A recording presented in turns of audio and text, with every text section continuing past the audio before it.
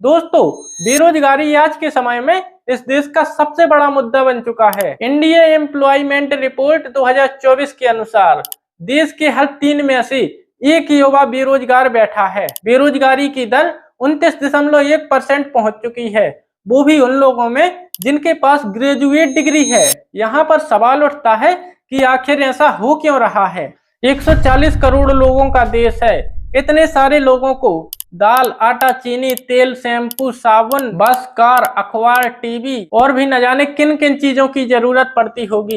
इतनी बड़ी मार्केट है, फिर भी यहाँ का युवा बेरोजगार बैठा है। विदेशी कंपनियां यहाँ आकर लाखों करोड़ों रुपए का प्रॉफिट कमाती हैं, जिनमें से कुछ कंपनियां तो ऐसी हैं जो चीनी और सोडा वाला रंगीन पानी बेचती हैं। अब आप कोको कोला को ही देख लो, इसका सालाना प्रॉफिट 12,800 करोड़ रुपए से भी ज्यादा है, लेकिन इस देश के युवा को 12,800 रुपए की नौकरी भी नहीं मिल सकती। ऐसा कैसे हो सकता है? इंडिया 5वां सबसे बड़ी इकोनॉमी वाला देश बन चुका है और कहा जा रहा है कि कुछ ही समय में हमारे देश की इकोनॉमी $5 ट्रिलियन होने वाली है।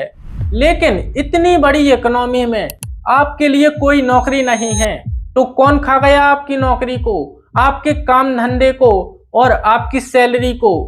आज की इस वीडियो में अनएम्प्लॉयमेंट को अच्छे से समझते हैं। क्या है इसका रूट कॉस्ट और क्या है इसका solution. The unemployment rate and the struggles of those who are jobless. And that's why it's sometimes called jobless growth. 83% of the jobless workforce in India is under 34 years of age. Job creation will be the biggest challenge for Indian policymakers as India's young population continues to grow. बेरोजगार घटते नहीं, लेकिन बेरोजगारों को रोजगार देने के नाम पर मध्य प्रदेश में प्रोफेशनल एग्जामिनेशन बोर्ड ही करोड़पति हो गया। प्रधानमंत्री मोदी ने करोड़ों लोगों को जॉब देने का वादा किया था। मेरा सपना है 2 करोड़ लखपति दीदी बनाने का, गांव में 2 करोड़ लखपति दीदी। लेकिन अगर मीडिया की बात माने तो उन्होंने ऐसा वादा कभी किया ही नहीं। यह बीजेपी चुनावी वायदे के तौर पर कहीं भी कभी भी देश को हर साल 2 करोड़ नौकरी देने का वायदा नहीं किया था। इसीलिए मोदी सरकार पर हर साल 2 करोड़ नौकरी न दे पाने का आरोप झूठा साबित हुआ है। आज हरियाणा देश के अंदर बेरोजगारी में नंबर 1 पर है। दिसंबर 2022 के CMI डेटा के अनुसार हरियाणा में बेरोजगारी 37.4% पहुंच चुकी है। पूरे देश में सबसे ज्यादा अनएम्प्लॉय लोग यहाँ पर रहते हैं। लेकिन बात सिर्फ हरियाणा की नहीं है, क्योंकि प्रधानमंत्री मोदी ने पूरे देश में जाकर कुछ ऐसा कहा था। हमने मेक इन इंडिया का अभियान चलाया है और नौजवान अपने ही इलाके में रोजगार कमाए ताकि शाम को अपने माँ बाप के पास जाकर के बैठ सके। हमारे इन न्यूज चैनल वाले कभी बेरोजगारी की बात करेंगे ही नहीं, और अगर कभी करेंगे तो खून पसीना बहा देंगे सरकार की इमेज बचाने के लिए। जैसे कि इन सुधीर चौधरी को देख लो, इनका कहना है कि आपको सरकारी नौकरी क्यों चाहिए। इनका मानना है कि आपको ऊपर की कमाई करने के लिए सरकारी नौकरी चाहिए।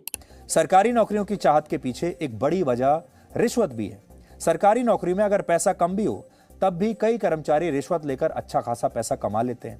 और 2019 में हुए एक सर्वे में हर 2 में से 1 भारतीय ने यह माना कि उन्होंने अपना काम करवाने के लिए किसी न किसी सरकारी कर्मचारी को रिश्वत दी थी। इनका मानना है कि यूथ स्किल्ड नहीं है, यानी इसके पीछे स्किल्ड ना होना भी एक बहुत बड़ी वजह है। तब तो आपको लग रहा होगा मोदी का स्किल इंडिया सिर्फ एक मजाक है। मतलब सुधीर चौधरी की नजरों में हम और आप लोग इस देश के युवा कामचोर और आलसी हैं। और इसकी सबसे बड़ी वजह यह है कि सरकारी नौकरियों में काम के घंटे बहुत ज्यादा नहीं होते, काम के घंटे तय होते हैं। ज्यादातर सरकारी कर्मचारियों को तय घंटे से ज्यादा काम नहीं करना पड़ता, छुट्टियां जी भर के मिलती हैं। आइए दोस्तों, पहले ये जानने की कोशिश करते हैं कि आखिर कितनी नौकरियों की जरूरत है इस देश को। मिनिस्ट्री ऑफ एजुकेशन के अनुसार 2 करोड़ 85 लाख बच्चे हर साल कॉलेज में पहुंचते हैं। तो क्या हमें इतनी नौकरियों की जरूरत है? नहीं, हमें उन बच्चों को भी देखना चाहिए जो किसी कारण से अपनी पढ़ाई को बीच में ही छोड़ देते हैं। UDISC रिपोर्ट के अनुसार हर साल 12.61% बच्चे 10वीं पास करने के बाद पढ़ाई छोड़ देते हैं। इसके अलावा 10वीं से पहले 3.02% बच्चे और प्राइमरी लेवल पर 1.45% बच्चे पढ़ाई छोड़ देते हैं। इसी साल की इस रिपोर्ट को देखिए, करीब 35 लाख 10वीं के बच्चे 11वीं क्लास में पहुंच ही नहीं पाए।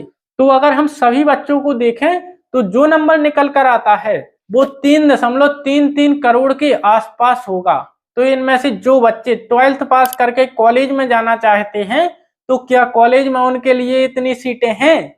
तो इसका जवाब है नहीं। पहले बात करते हैं मेडिकल एजुकेशन के बारे में। जुलाई 2023 में हमारे हेल्थ मिनिस्टर ने बताया कि हमारे देश में 1,08,000 MBBS की सीटें हैं और अगर इसमें BDS की सीटों को भी जोड़ दिया जाए तो इसका टोटल नंबर 1,40,000 हो जाता है। लेकिन 2023 में 20 लाख से भी ज्यादा बच्चों ने नीट का एग्जाम दिया था। तो यहाँ पर अगर 15 बच्चे डॉक्टर बनना चाहते हैं तो उनमें से केवल एक बच्चे को ही सीट मिल पाती है और अगर वह बच्चा आगे पोस्ट ग्रेजुएशन करना चाहता है तो उसके लिए सिर्फ 67,800 सीट ही अवेलेबल हैं। दोस्तों, इसका मतलब समझ रहे हो, देश के बहुत सारे युवा डॉक्टर बनना चाहते हैं और देश को डॉक्टरों की सख्त कमी है, लेकिन फिर भी इस देश में डॉक्टरों की कमी पूरी नहीं हो पाती क्योंकि इस देश में सरकार ने इतने कॉलेज और यूनिवर्सिटी बनाए ही नहीं। इस प्रॉब्लम का एक और पहलू है, जितनी मेडिकल सीटें हैं हमारे देश में उनमें आधी सरकारी मेडिकल कॉलेज में है और आधी प्राइवेट मेडिकल कॉलेज में है। प्राइवेट मेडिकल कॉलेज की फीस बहुत ज्यादा हाई होती है। द टाइम्स ऑफ इंडिया की रिपोर्ट के अनुसार Navi Mumbai DY Patel medical college 1,40,00,000 रुपए लेता है सिर्फ एक मेडिकल डिग्री के लिए। दिसंबर 2022 में हमें पता चला कि किसी भी प्राइवेट मीडियम मेडिकल कॉलेज की फीस देश के अंदर 11.5 लाख रुपए होती है। मतलब पूरी डिग्री की फीस हो गई 60 लाख रुपए। डीम्ड यूनिवर्सिटी की फीस इससे भी ज्यादा है, 21 लाख रुपए पर ईयर। मतलब पूरी डिग्री की फीस हो गई 1 करोड़ रुपए से भी ज्यादा।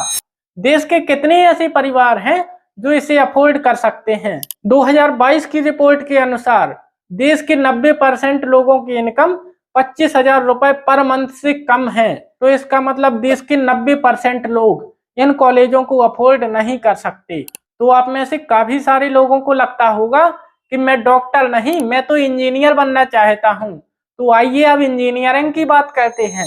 दिसंबर 2022 को मिनिस्टर ऑफ एजुकेशन सुभाष सरकार ने बताया कि देश की जनसंख्या तो बढ़ रही है, लेकिन पिछले 5 सालों में इंजीनियर कॉलेज की सीटें कम हो रही हैं। अब आप लोग सोच रही होगी ऐसा कैसे हो सकता है? तो सुनिए, 2017 और 18 में 14,65,000 सीटें थी, जो नीचे गिर के 2021 और 22 में 12,53,000 ही रह गईं। लेकिन इस प्रॉब्लम का एक और पहलू है, 2017 और 18 में आधे से ज्यादा सीटें खाली गईं और 2018-19 में लगभग आधी सीटें खाली गईं और 2021-22 में 4,21,000 सीटें खाली पड़ी रहीं। यहाँ पर भी सप्लाई की कोई कमी नहीं है। देश के करोड़ों युवा इंजीनियर बनना चाहते हैं, लेकिन फिर भी इतनी सीटें खाली क्यों पड़ी रहती हैं?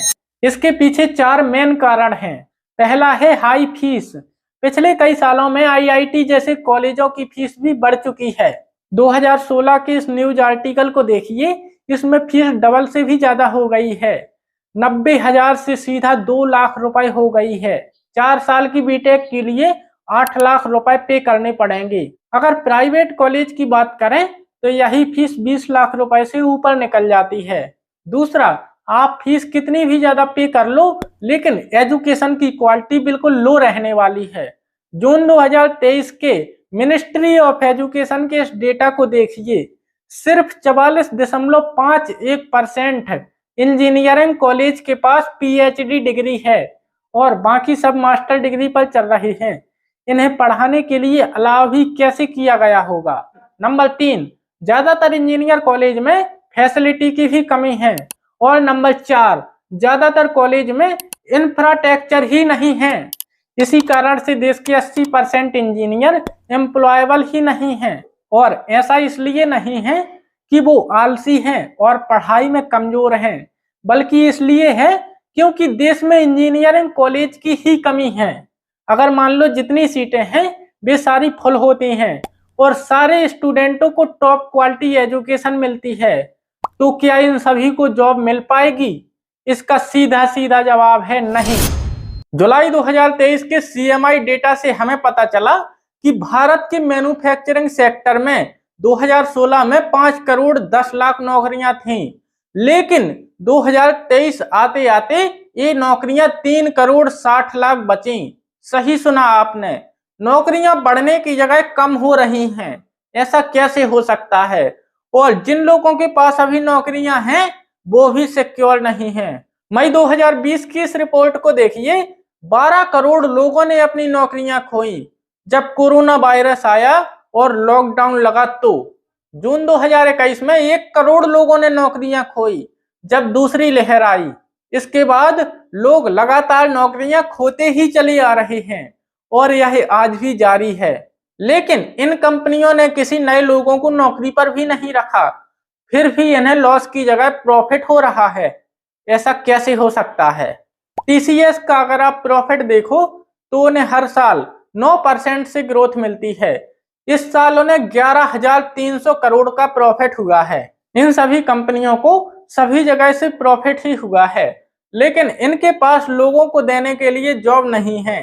इनके पास जो लोग जॉब करते हैं उनसे ओवर टाइम काम कराया जाता है। भारत के 62% लोग ज्यादा काम कराने की शिकायत करते हैं और दूसरे नंबर पर जापान है 61% के साथ। ऐसा एक बार नहीं कई बार देखा गया है। भारत की सभी कंपनियां ऐसा नहीं करती, लेकिन ज्यादातर कंपनियां ऐसा ही करती हैं। नए लोगों को काम पर मत रखो, सैलरी देनी पड़ेगी। जितने लोग अभी काम कर रहे हैं उन्हीं से काम करवा लो। जो लोग ज्यादा काम नहीं करते उनकी सैलरी काट लो और जो लोग ज्यादा काम कर नहीं पाते उन्हें नौकरी से ही निकाल दो। दुनिया भर की ज्यादातर कंपनियां ऐसा ही करती हैं। अमेजॉन ने 2023 के 3 महीने पहले दुनिया भर से 27,000 लोगों को नौकरी से निकाला। ट्विटर 2021 की रिपोर्ट, भारत के अंदर सिर्फ 80 एम्प्लॉय ही बचे हैं ट्विटर के। इंजीनियर से ज्यादा काम करने को कहा जा रहा है। यहाँ पर एक पैटर्न बनता दिखाई दे रहा है। जब कोई कंपनी ज्यादा बड़ी हो जाती है तो उसके काम करने वाले एम्प्लॉय कम होने लगते हैं। आपने अडानी ग्रुप का नाम तो सुना ही होगा, जो भारत की लगभग सबसे बड़ी कंपनी है और इसकी मार्केट वैल्यू 11 लाख करोड़ है, जो कि एक बहुत बड़ा नंबर होता है। लेकिन इस कंपनी ने कितने लोगों को जॉब पर रखा होगा? इनकी वेबसाइट के अनुसार इनके पास सिर्फ 43,000 एम्प्लॉय हैं। कोको कोला को देखो, दिसंबर 2012 में इनके पास 1,50,900 एम्प्लॉय थे, लेकिन 10 साल बाद दिसंबर 2022 में इनके पास सिर्फ 82,000 एम्प्लॉय ही बचे। काम करने वाले लोग 10 साल में आधे हो गए, लेकिन जो प्रॉफिट था वो 100 बिलियन बढ़ गया इस कंपनी का। दुनिया भर की ज्यादातर कंपनियां ऐसा ही कर रही हैं। हमारे देश के बहुत सारे स्किल्ड लोग हैं, फिर भी उन्हें नौकरियां नहीं मिल रही हैं, क्योंकि नौकरियों की बहुत ज्यादा कमी है हमारे देश में।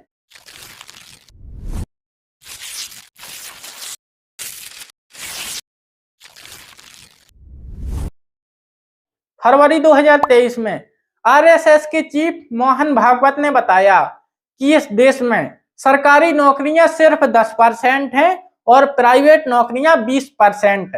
एक बार सुधीर चौधरी से बात करते हुए प्रधानमंत्री ने तो ऐसा भी कह दिया कि पकौड़े बेचना भी रोजगार है। अगर आपके GTV स्टूडियो के बाहर कोई पकौड़े बेचता है और शाम को 200 रुपया कमा करके घर जाता है, उस व्यक्ति को आप रोजगार मानोगे कि नहीं मानोगे?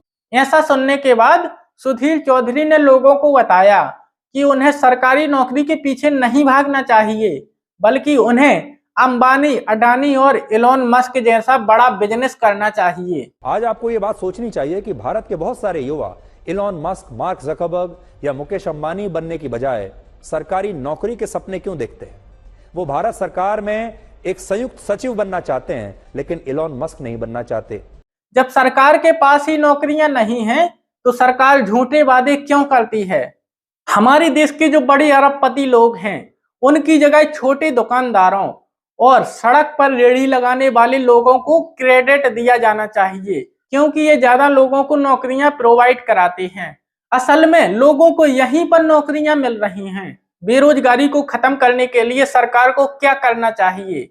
सबसे पहले सरकार को खाली पड़ी वैकेंसी को भरना चाहिए।